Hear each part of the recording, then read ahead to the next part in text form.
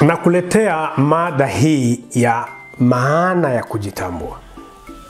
Nini maana ya kujitambua? Kujitambua kunaweza kutafsiriwa katika njia kadhaa kama vile kujielewa. Kujielewa ni maana ya kwanza ya neno kujitambua. Kujielewa ni kujua wewe ni nani, unaamini nini, unathamini nini na kwa nini. Ni kufahamu utu wako, tabia zako na jinsi unavyoathiriwa na mazingira yanayokuzunguka.